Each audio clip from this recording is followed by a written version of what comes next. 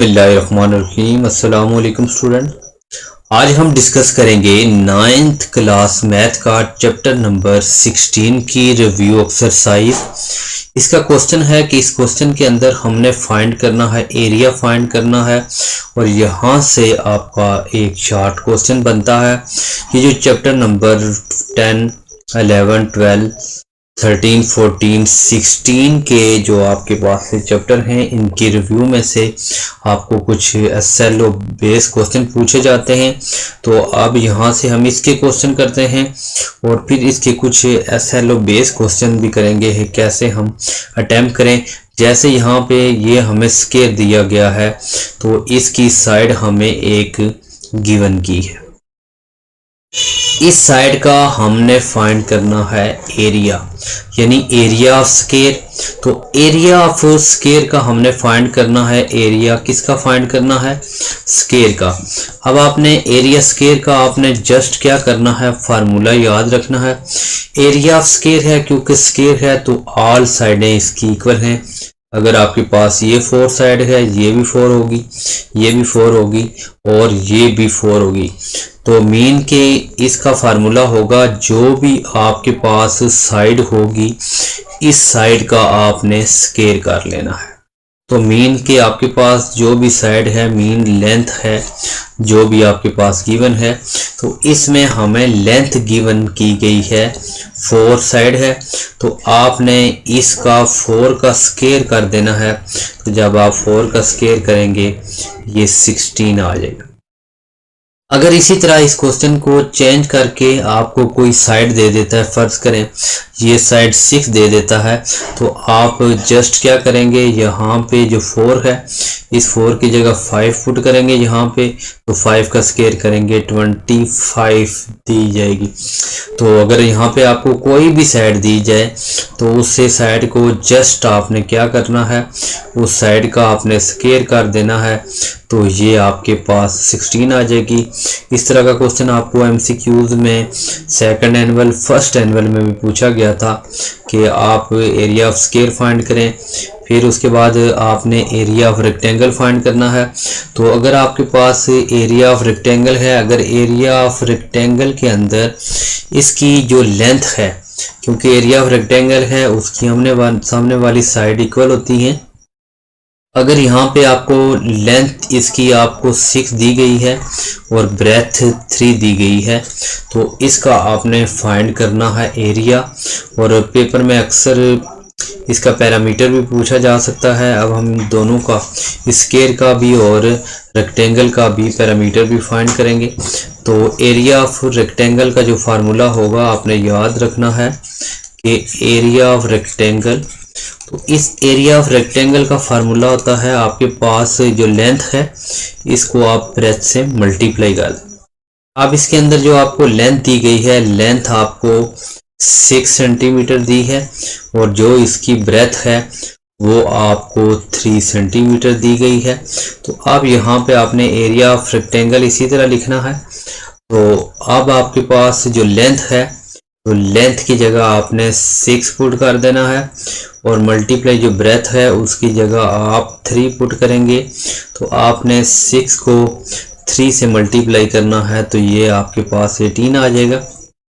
इसी तरह फर्ज करें मैं यहाँ पे कोई वैल्यू चेंज कर लेता हूँ, यहाँ पे 6 है, थोड़ी सी अगर मैं यहाँ पे वैल्यू इसकी चेंज कर देता हूँ, फर्ज करें यहाँ पे मैं 6 है, 6 को मैं 6 की जगह मैं इसकी डिफरेंट वैल्यू ले लेता हूँ, तो फिर इसका क्या आंसर आएगा। फर्ज करें ये जो साइड है इसकी, तो इस साइड पे अब जो 6 है, 6 की जगह मैं चेंज कर देता हूँ, 6 की जगह मैं इसकी लेंथ 8 ले लेता हूँ और इसकी जो ब्रेथ है 4 ले लेता हूँ। तो इसका अगर मुझे एरिया फाइंड करना पड़ जाए, फार्मूला सेम रहेगा, लेंथ मल्टीप्लाई ब्रेथ। तो एरिया आपने फाइंड करना है तो लेंथ मल्टीप्लाई ब्रेथ। तो हमने लेंथ को ब्रेथ से मल्टीप्लाई करेंगे, 8 को 4 से मल्टीप्लाई करेंगे, तो ये हमारे पास 32 आंसर आ जाएगा। अब इसी तरह का आपको स्केयर को भी यहाँ पे 4 की जगह कुछ मैं ये काट देता हूँ, 4 की जगह मैं यहाँ पे अगर यहाँ पे इसी को मैं 8 ले लेता हूँ।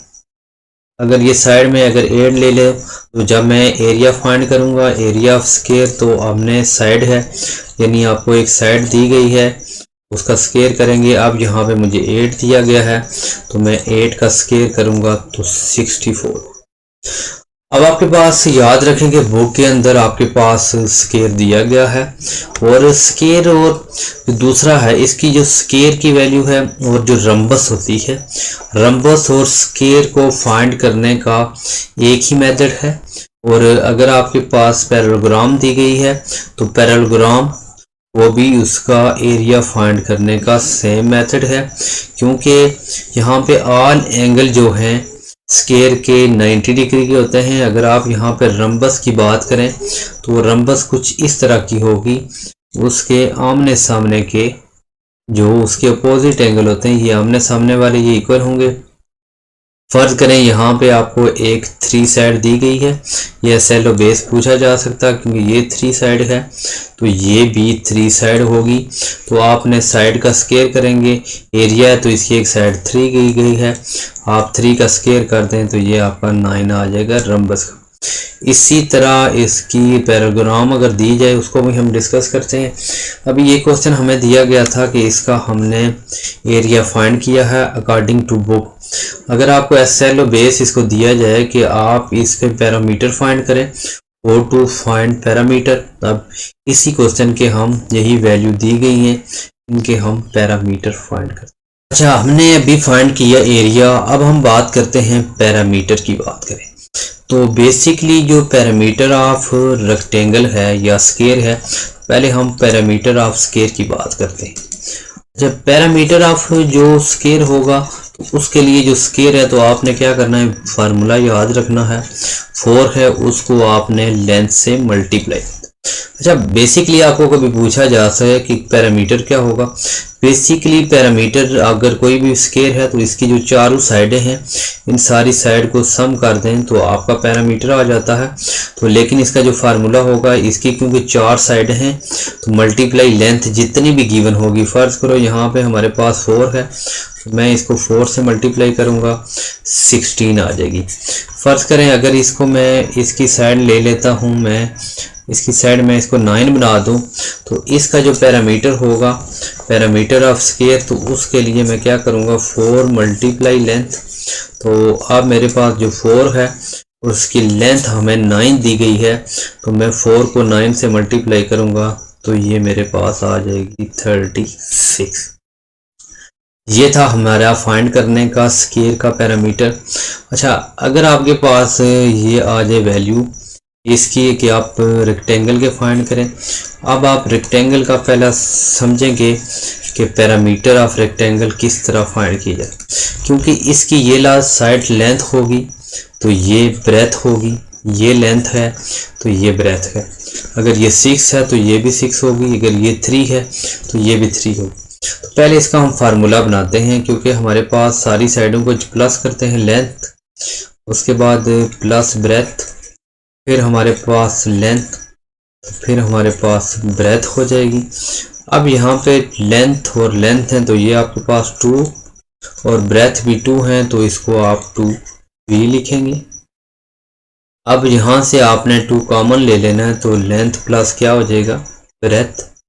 तो अब यहाँ पे आपने 2 लिखेंगे और अब हमें लेंथ गिवन है तो इसकी यहाँ पे आप लिखते हैं लेंथ 6 सेंटीमीटर है और जो ब्रेथ है वो 3 मीटर है। तो लेंथ की जगह आपने 6 पुट कर देना है और ब्रेथ की जगह आपने 3 पुट कर देना है। तो अब आपके पास 2 × 6 + 3 करेंगे 9 आएगा। जब आप 9 को 2 से मल्टीप्लाई करेंगे तो ये आंसर आ जाएगा 18। अच्छा, अब किसी तरह भी आपको एसएलओ बेस से चेंज करके दिए जाए, यहाँ पे 8 दी जाए, यहाँ पे 4 दी जाए तो आप यहाँ पे फार्मूला यहाँ तक ऐसे करेंगे, लेंथ की जगह 8 पुट करेंगे, ब्रेथ की जगह 4, 8 और 4 अब 12 आएगा, 12 को 2 से मल्टीप्लाई करेंगे 32 आ जाएगा। तो ये था हमारा how to find area and parameter of square and also we find the area and the parameter of rectangle. अब हम एक पैरेललोग्राम लेते हैं तो उसको देखते हैं कि उसका हम एरिया कैसे फाइंड करते हैं, ये हमारा क्वेश्चन नंबर, इसका ये फर्स्ट था, सेकंड है। अब इसके हम थर्ड पार्ट की तरफ मूव करते हैं। अच्छा स्टूडेंट, अब इसका हम तीसरे पार्ट की तरफ मूव कर रहे हैं। पार्ट नंबर थर्ड है। इस पार्ट के अंदर हमने फाइंड करना है, find the area of this following. अब हमारे पास ये गिवन है पैरेललोग्राम, इसको हम ज़ाहिर करते हैं पैरेललोग्राम। यानी हमने एरिया ऑफ पैरेललोग्राम, पहले जैसे मैंने बात की कि जैसे हम एरिया ऑफ रेक्टेंगल फाइंड करते हैं वैसे ही हम एरिया ऑफ पैरेललोग्राम फाइंड करते हैं।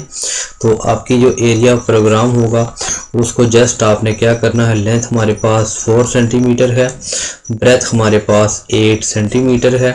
तो ये जो हमारे पास गिवन है 8 को 4 से मल्टीप्लाई करेंगे, ये हमारे पास 32 आ जाएगी। तो ये 32 सेंटीमीटर्स के।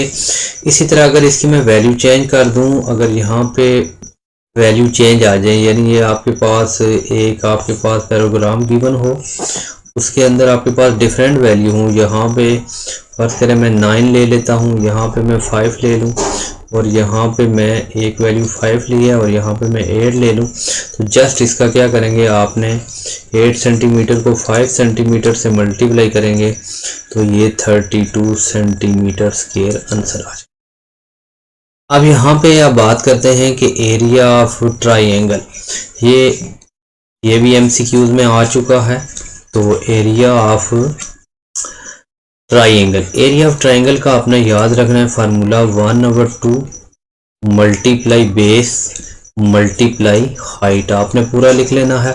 बी फॉर बेस, तो यहाँ पे हमें गिवन है बेस, जो गिवन है वो 16 सेंटीमीटर गिवन है, और इसकी जो हाइट है, ये जो हाइट गिवन है ये हमारे पास गिवन है height is equal to 10 centimetre. अब इसके अंदर आपने जस्ट क्या करना है, फार्मूला लिखा हुआ है ऊपर मैंने, तो इसका जब आप एरिया ऑफ ट्राइंगल बात करेंगे तो इसके लिए 1/2, तो हमने लिखा हुआ है बेस की वैल्यू हमारे पास 16 है, और जो हाइट है उसकी वैल्यू हमने लिखी हुई है 10। तो अब आपने जस्ट क्या करना है, 16 मल्टीप्लाई 10 करेंगे तो या आप डायरेक्ट काट लें 2 1 और 5 to 10 हो जाएगा। आपने अपने 16 को जब हम 5 से मल्टीप्लाई करेंगे और 7 सेंटीमीटर है इन दोनों के, तो आपके पास 16 को 5 से मल्टीप्लाई करें 80 सेंटीमीटर स्क्वायर, ये आ गया एरिया ऑफ ट्राइंगल। यहाँ पे आपको वैल्यू डिफरेंट करके दी जा सकती हैं। अगर आपको हाइट 12 दी जाए तो, और इसके बाद बेस आपको 20 दी जाए, तो आपने एरिया ऑफ ट्राइंगल फाइंड करना है। तो इसका आपने सॉल्यूशन करके कमेंट सेक्शन में इसका आंसर लिखना है। तो ये स्टूडेंट हमने चैप्टर नंबर 16 का जो क्वेश्चन पेपर में आ सकता था उसकी रिव्यू की। तो इंशाल्लाह बाकी क्वेश्चन हम नेक्स्ट लेक्चर में करेंगे। अगर स्टूडेंट आप चैनल पे न्यू हैं तो चैनल को ज़रूर सब्सक्राइब करें, अपने फ्रेंड के साथ शेयर करें। मिलते हैं नेक्स्ट लेक्चर में, तब तक के लिए इजाज़त दीजिए। अल्लाह निगहबान।